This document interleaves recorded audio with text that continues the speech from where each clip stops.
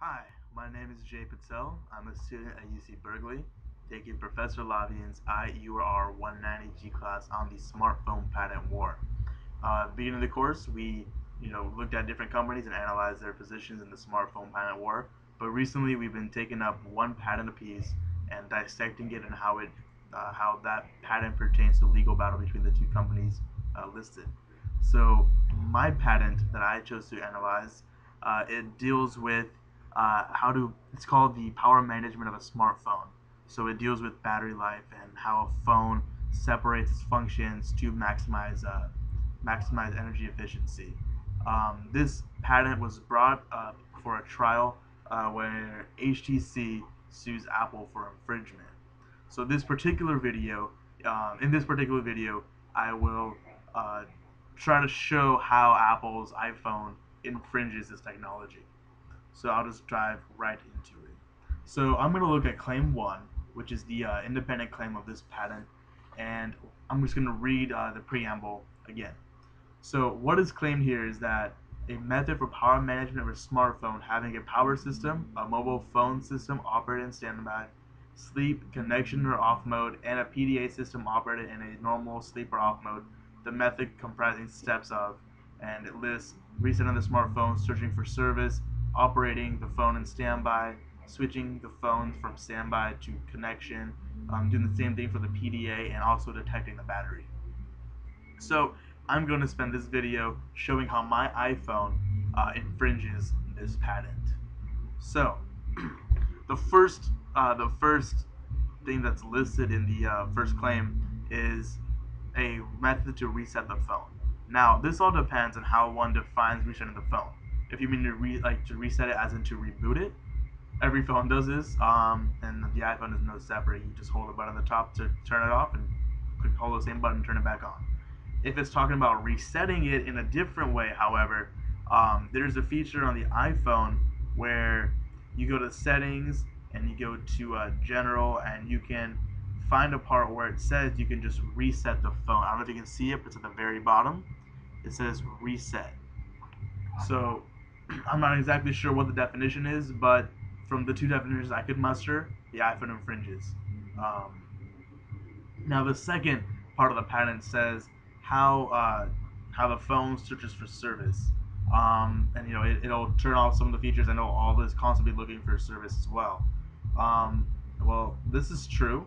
I can say this for a fact because today when I was in LeConte taking my in my engineering 45 lecture, my phone, I was looking down my phone trying to see if I could send a text. And at the top it said searching next to the AT, where it usually says 4 bars in AT&T. It said searching. So in this case, the iPhone also violates the the claim. The next thing that next part of this HEC claim that I'm evaluating says that you can operate the mobile phone system in standby while the PDA system is being operated when the network is located and connected to. So I interpret this to mean that you can be using the PDA function of the iPhone, which include just browsing the internet, while also in the background you still have the ability to make a call. So up in the top, up here it says it's got 5 bars. It says AT&T. I can be searching the internet right now, and at the same time, I could hypothetically connect to the communication towers. So that part's on standby when the PDA system is on. The next part is switching the mobile phone system from standby mode to connection mode when you establish connection with the remote terminal of the network.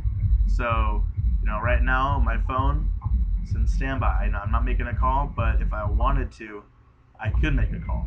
The second I click phone, click my keypad and call someone, it will say, that it's connecting to someone, and it actually uses those words. So Apple kind of shoots itself in the foot by writing the words connecting when the patent that it's supposedly infringing also uses the word connecting for the same function.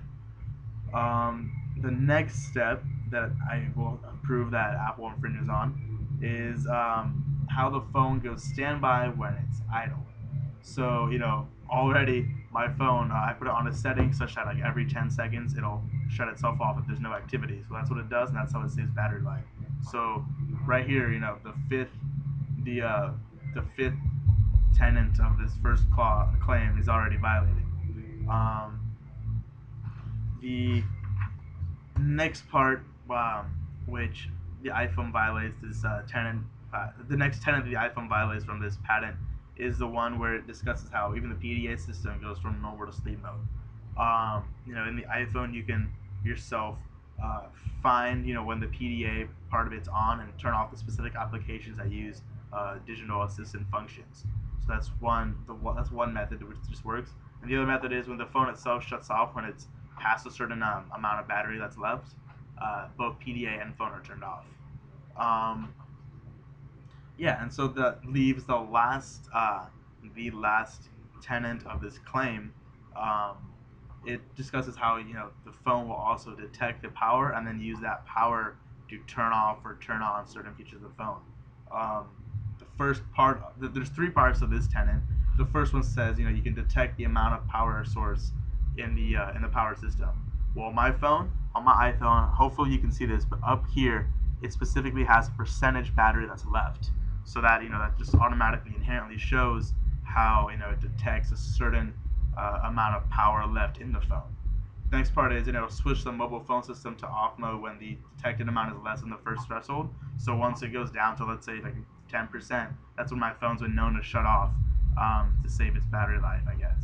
I don't know why it would do that before the 0% mark, but it turns itself off before the 0% mark to conserve battery. Um, and the PDA system, when the phone turns off, it turns both off.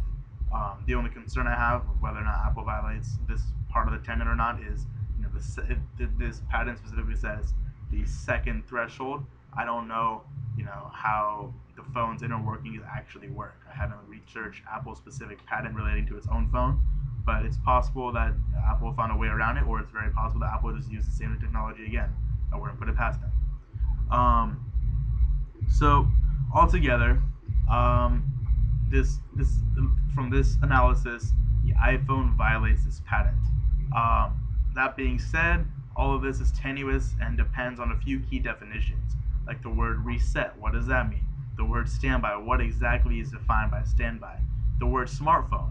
HTC defines a smartphone as comprising a mobile phone system and a PDA system. What if a smartphone in today's terminology is also includes an iPod device, or perhaps that's what keeps the iPhone from being just a smartphone. What exactly is a mobile phone system?